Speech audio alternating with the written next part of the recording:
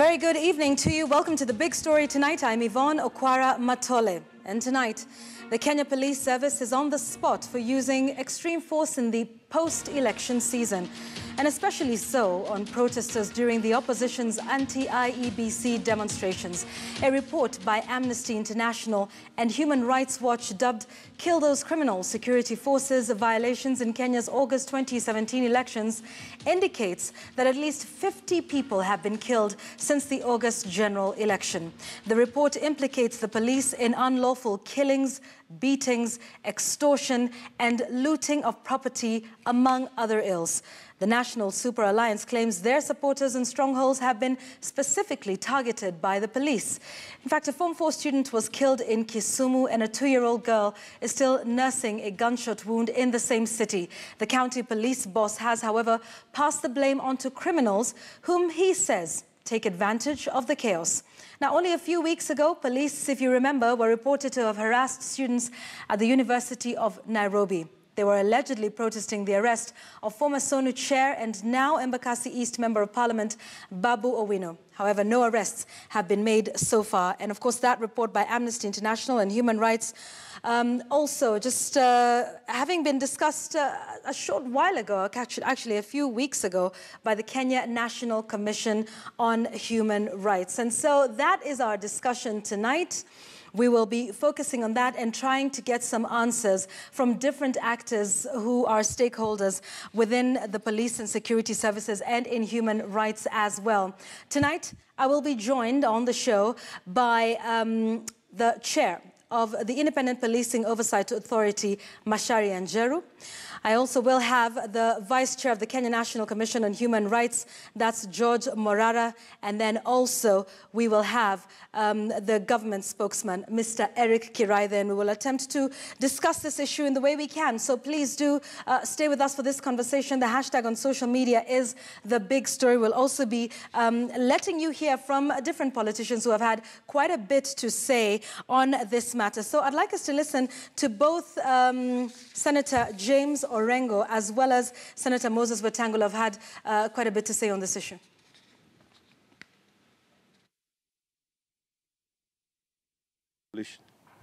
In addition to killings and maiming, the police also engage in a systematic plot of looting and destruction of property. And Senator Moses Wetangula as well.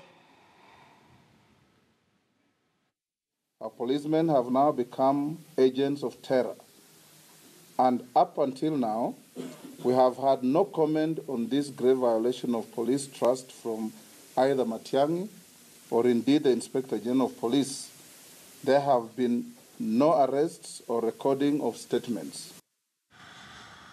All right, so let's begin our conversation on this. It's the big story we're focusing on tonight. And I'd like to start with George Morara from the Kenya National Commission on Human Rights. George, this report that's coming out from Amnesty International and from Human Rights Watch is no different from the one that you released a short while ago, where you know, among other things, and taking a look at what happened during and after the election, you also did focus on the cases of police action. Tell us about that and some of those numbers, because they seem to mirror each other with this report we're hearing recently. Very true, Yvonne. Thank you for having me to the studio this evening. And you're right, this report comes barely a week after we released our report that was dubbed Mirage at Dusk. And in that report, we documented 37 cases of Kenyans who had lost their lives, including children. We know the case of baby Samantha Pendo. We know the case of Stephanie Mora. We know the case of other Kenyans who are under 18 who had lost their lives. And as a commission, when we released our report, we came out to strongly condemn the excessive use of force by the police.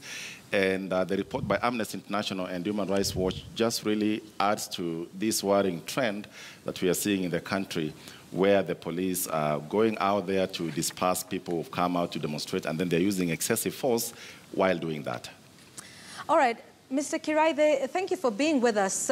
From the government's perspective, I mean, we know about some of the cases, for example, in Kisumu, where the county police commander has distanced himself from the alleged dreadlocked man who was dressed in police uniform. You know, what's your response to this report that is coming out, in fact, putting the number of those killed allegedly by the police at least 50 since August the 8th?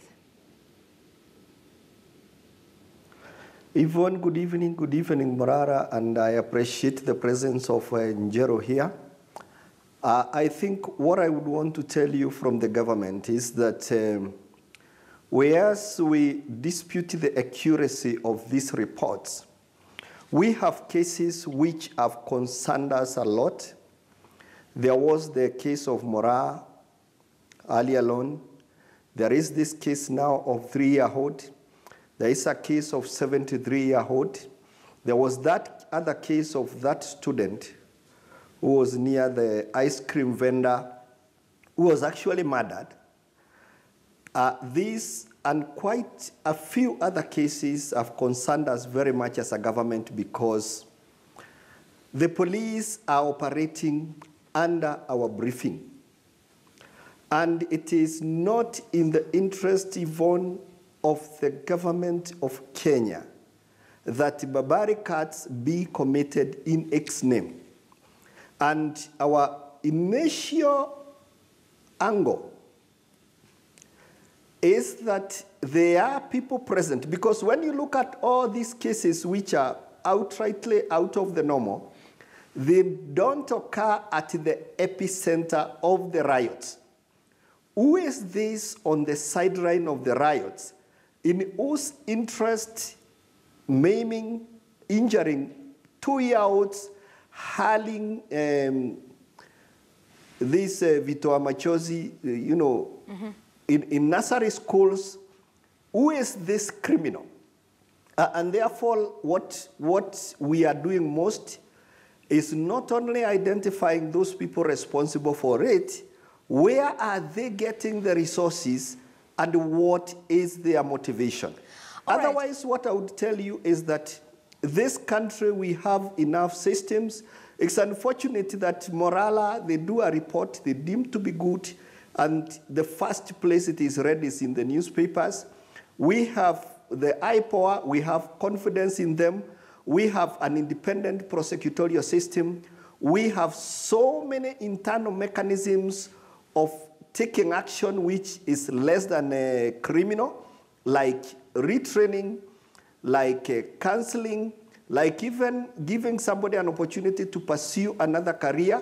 And it is in my assumption that at least the National Human Rights Commission is aware of this, trying to demonize our police officers. At a time they are out to defend a very, very fundamental human right.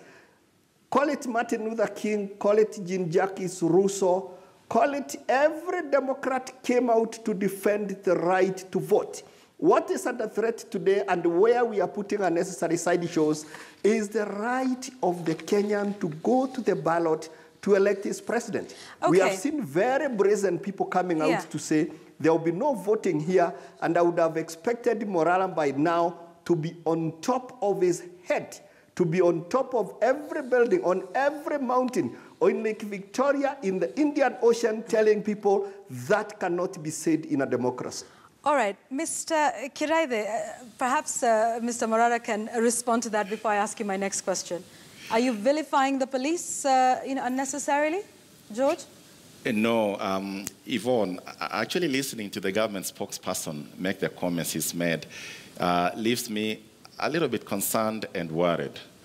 If the government spokesperson is telling us that those cases that we've witnessed, the very unfortunate cases of the death of the 6-month-old, the very unfortunate cases that he's referred to of the shooting of the 2-year-old, who I read today or I've heard in the news today that I was operated on and then has been able to go on, the case of Stephanie Mura, if the police spokesperson is actually telling Kenyans on national TV that these are actually criminals who committed these acts, then I, as a Kenyan, and other Kenyans out there have a very good reason to be very concerned and worried. Okay, George, let's let him answer that. Mr. Kiraithe, are you then distancing the police from each of those cases, the tear gassing of the schools? Yvonne, if I may interrupt. Yes. Please. Yvonne, let us not try to find out who commits a criminal act. A criminal act is a criminal act. But vilifying over 100,000 police officers and trying to call it police brutality, at a time policemen are fighting terrorists and the rest, is actually not. The National Human Rights Commission is financed by the Kenyan taxpayer to improve our livelihood, not to condemn entire institutions. That is my point. All right. I am saying that it concerns me like it would concern any human being, and it concerns the government that innocent lives have been lost. Okay, Mr. Kiraithe, then are you distancing yourself, back to my question, from all of those, or rather distancing the police, and by extension the government, from all of these cases we've seen so far? Baby Pendo, we had Stephanie, we've had the 73-year-old granny, the 2-year-old, the young man we've already heard from, the Kisumu County Police Commander. Are you then saying the police were not involved even in tear gassing of the schools that we saw, you know, in Kisumu County? Are you categorically stating today that the police were not involved in any of these cases that have been, you know, that have been documented, including the over 30 persons that are alleged to have been killed in these reports by police? Let me put it very categorically here, and I give you a statement of fact.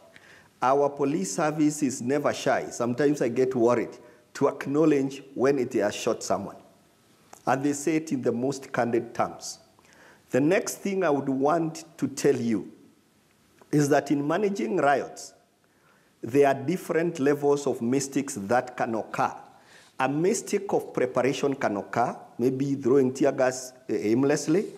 A mistake of overzealousness, where police start personalizing an offense or a riot, and they start acting overzealously, can occur. But we don't view it as a mistake, shooting someone and reportedly stabbing that person.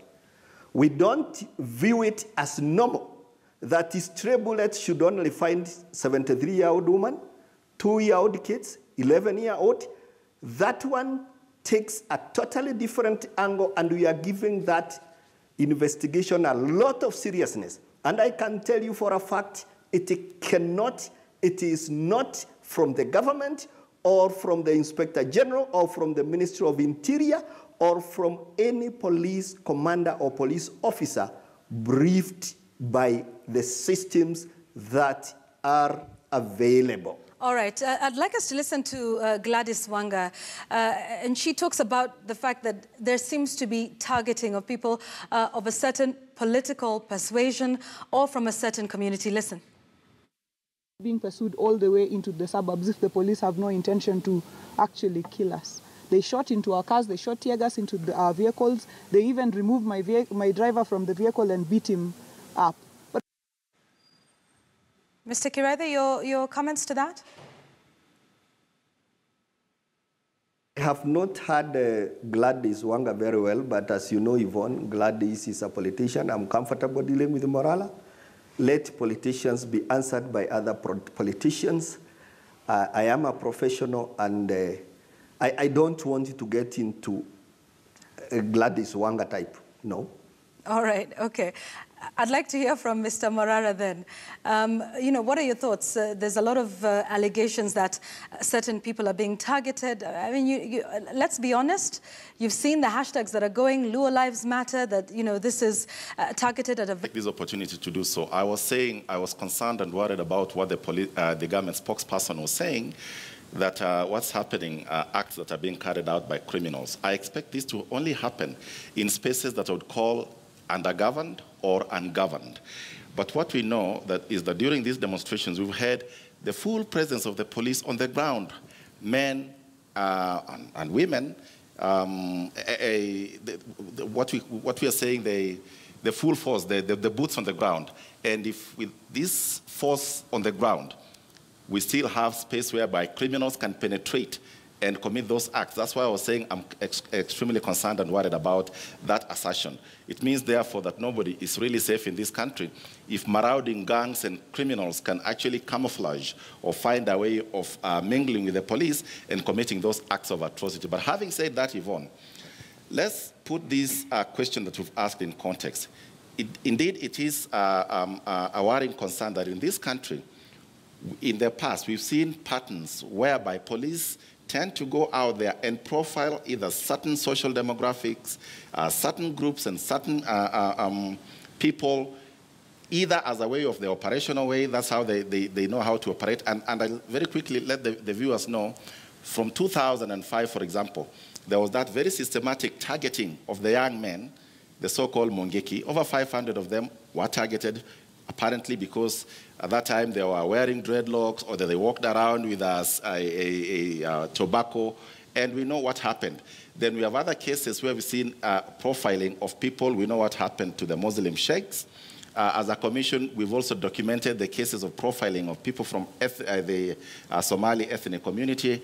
And then currently we hear these cases of excessive use of force in certain parts of the country. And indeed, Yvonne, our report, the one that we released, as well as other reports, have shown that this excessive use of force has been very disproportionate, especially in the western parts of the country, Kisumu, Migori, Siaya, and all that, and as well as the informal settlements of Nairobi. So therefore, I would want to understand when people make these comments and statements, because in the past, the police have actually adopted this method of profiling certain groups and categories of people as a way of enforcing law and order, if you will, which is completely not how it should be. Eric, profiling, targeting certain people in the country, is there a pattern here? This one in Yvonne, this one is very sad. I must go to the offices of the Human Rights Commission and have a chat with Morala, because what he is doing now is incitement, information from plenty of ignorance. What I would want to tell Morala, that's why I did not want to answer Honorable Wanga, because that is the realm in which they exist. What I would tell Wanga in Morala in very brief language is that if the riots are on Uhuru Highway, there is no way police will go to clobber people in Embakasi. If violent riots are occurring in Kisumu, and that is where looting and burning of roads is occurring, you will not see robust police action in Murang'a, however much you wish it happens. The periods he has mentioned about Mungeke are periods I was actively in the police service, and it is very, very, very, very, very unfortunate that Morala is using a very negative word, profiling, and he is using the authority of the National Human Rights Commission to come and talk about, and also they have written and published very, very worrying things. He might have said he is worrying about me, but let me assure Kenyans that police officers go where there is need for them to go for law enforcement. He has mentioned about what happened yesterday in Kisumu. It doesn't require him to talk to very many people to know that the epicenter of riots had already shifted from that place and the attention was in a different place. I personally called the county commander immediately that happened, and I can tell you, Yvonne, he told me, we have also heard about it, we are rushing there. Okay, and it doesn't require a lot. Yeah. Even the ordinary members of public were very quick to say, there is this other man who came here, and they described him. And therefore, what I want to underscore is that no police officer in this country is briefed to try to identify a criminal or to try to identify a citizen he is dealing with. Okay, all right. They are trained and briefed to enforce the law without regard to race, color, ethnic and all that. All right, Eric, let me ask you this, because, you know, we've heard from you as well as from the Kisumu County Police Commander.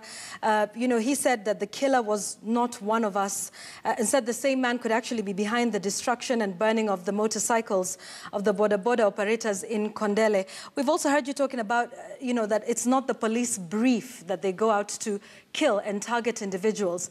But does this not worry you and the government that even after persons have given notice to the police saying they intend to have, you know, a peaceful protest, in your words you say, you know, there are certain criminals, there are certain people that infiltrate that. Where is the police when all of this is happening? Maybe you can give us an update on investigations into, for example, what happened with baby Pendo, what happened with Stephanie Mora. Does this not concern the police that there are people out there wearing dreadlocks, dressing in police uniform, purporting to be the police, and committing crimes in the name of the police? I would imagine that would be something that would arrest your attention enough for investigations to be done speedily and to a logical conclusion. Mr. Kirei, the response, please. Yvonne, you are right. I don't know something which has concerned the government and the police as much as these killings. In due course, the police will give you reports on each and every one of this investigation. At least Macharia will ensure that that happened. But what I would want to tell you is that in a riot situation, just as a matter of tactic, the people who are deployed to quell riots are not deployed everywhere. They are not deployed at every vendor and so on. Remember that in riots, police officers are equally vulnerable, and they go in what is universally called formed up units. They go where the epicenter is, they go where the crowds are, so that they keep them out of mischief. If somebody comes 2 kilometers behind, or if somebody is briefed, that is why I'm telling you I don't want to go very deep into the details of investigation. That one is a place of investigators and, of course, a realm of IPOA. What the government has insisted is that these cases must be exhaustively investigated and the Kenyans told of the results. All right, George? That one I can assure you. Yeah, Yvonne, I think one thing that I really want to put very clear to the government spokesperson is that the police and policing, as well as the rule of following the rule of law, should not be seen as mutually exclusive functions. I think the biggest problem we have is whereby the police are trying to distinguish between policing and the rule of law, where they say that in certain places, especially in crowd control, it is therefore okay for them to go outside the law because they're dealing with a tricky situation and all that. But precisely that's why we take them to college, we train them, we give them certain tools and equipment, which we've done fairly well in terms of providing, and we hope that then they will use those tools and equipments even as they're doing their policing work. I think my concern and worry is every time when police try to explain to us in a manner that likely suggests that policing and following the rule of law are mutually exclusive functions. But I also find it curious that the police have come out very quickly to deny that those acts of killings that were reported were not committed by one of them. It therefore begs the question, if the police know who these people are, because they are not the police officers, like you rightly asked, Yvonne, where are these people, the criminals? We want to see them arrested, because clearly, if they are not the police, and the police already know that these are not members of the police service, then they definitely should follow that to its logical conclusion by arresting these criminals, bringing them to our courts of law, so that we can indeed know that our police is active and is keeping us safe. But it's not enough for the police to come out and say, well, we know the people who killed the 9-year-old, or the people who killed the 18-year-old, or the people who killed baby Pendo, all these are criminals. If the police have that information, the least you expect, not to divulge the intricacies of investigations, but the least you'd expect is to see these criminals arraigned in our courts of law and promptly charged. as the law requires. Okay, gentlemen, stay with me because I'd like us to just pivot a little bit, and I would like to update our viewers on another big story that's been unfolding since yesterday, and it has everything to do with the police, the security forces, and one man, Mr. Jimmy Wanjigi. You do know that the latest in that is that he went to court, sought anticipatory bail, got it, of 50,000 shillings, and got a High Court order that bars the police from threatening to or in fact arresting him. Now we understand Raila Odinga, who's the NASA leader and co-principal, is at Jimmy Wanjigi's residence. I just want to update our viewers now. We have Hussein Mohammed, our reporter. He is at Jimmy Wanjigi's residence in Muthaiga to give us the latest. Hussein, we understand Raila has arrived and is in the house. Is there any sign of Jimmy Wanjigi in there? Well, Yvonne, I'm not sure, but we just saw the former Prime Minister Raila Odinga just come in a few minutes ago. We are in the compound of Jimmy Wanjigi's residence here in Muthaiga. Raila Odinga, accompanied by his two bodyguards, just went in one of the houses here in Jimmy Wanjigi's compound. Well, Yvonne, what I can inform you is that it's a multi-agency operation from different police officers. We have a contingent of police officers here who have come. Right now, we just saw the forensics people doing an inventory in one of the houses. What they're telling us is we just went around in different houses. In one of the houses, which we believe it was the kitchen, we saw guns which were lined down in the floor. The police officers haven't told us anything. We just saw the guns and the rifles and different types of ammunitions which were there. Well, Yvonne, we're just waiting for communication from the police officers here and the family here at Jimmy Wanjigi's residence here in Muthaiga. Well, Yvonne, what I can update you is that the police officers here have told us as soon as they finish with the inventory and the forensics people who are inside this house, they'll give us an update. Yvonne. All right, one more question for you, Hussein. You know, the court has barred them from threatening to or in fact arresting him. Have they left the compound? What time are they expected to leave the compound?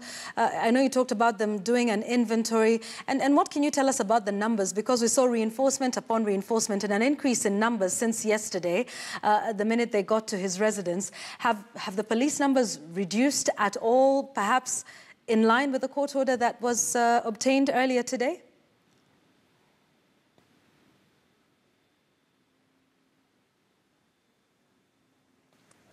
Hussein? All right, I think we've got a challenge there with the technology, but we'll fix that. That's Hussein Mohammed, who's reporting for us from Jimmy Wanjigi's residence, saying the police are there doing an inventory, after which they say they will inform, the press of exactly what they found. And Raila Odinga has just made his way into that residence. No sign of Jimmy Wanjigi as yet. Remember, our big story today is on the allegations of police brutality. I still have George Marara from the National Commission on Human Rights. I still have the government spokesman, Eric Kirai, there. And when we come back after the break, we will now introduce Mashari Anjeru, who's the chair of the Independent Policing Oversight Authority, into the conversation. What investigations have they done? How far are they with that? We will be updating you on that, and the conversation continues right after this break.